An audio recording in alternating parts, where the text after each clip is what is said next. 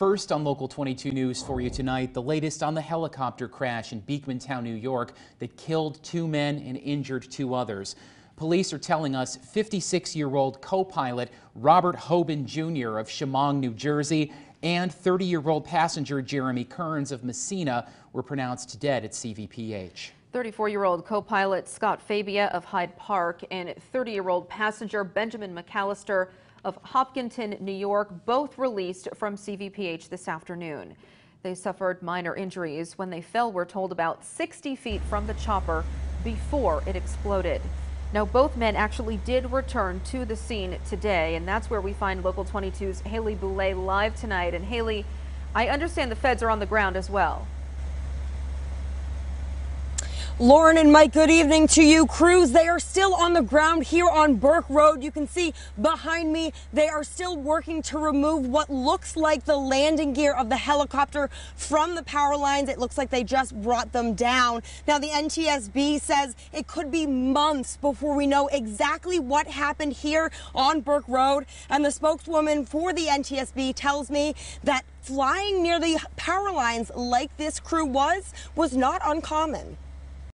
The helicopter was hovering over the area for most of the day. It was flying very low. People living near Burke Road noticed a helicopter flying low near the power lines for much of the day Tuesday. Seen them about 5 times coming over the field. We seen them, and everything was normal through the whole day. A normal day of work for the 4 men on board until tragedy struck. I heard loud exploding, and soon I came outside, when she came and got me, and I seen big fire. Next thing was a boom, so came out and all of a sudden saw the flash. Both neighbors say they saw the unthinkable. Next thing I saw was a man jumping out, and then within a matter of seconds it blew up again. The NTSB arrived Wednesday morning to start an investigation that could take nearly a year. We'll definitely want to talk to the survivors of the accident, and that's part of our investigation to kind of find out what was going on at the time of the accident. What were the conditions, what were the conversations going on in the cockpit? Did they hear any warnings, horns, anything of that nature? Trying to piece together exactly what went wrong. Then when we look at the wreckage, we can kind of see, from impact marks and, kind of how it all came apart. The 2 survivors returned to the scene Wednesday, likely reliving the horror of what happened. I just hope that I never see anything like that again.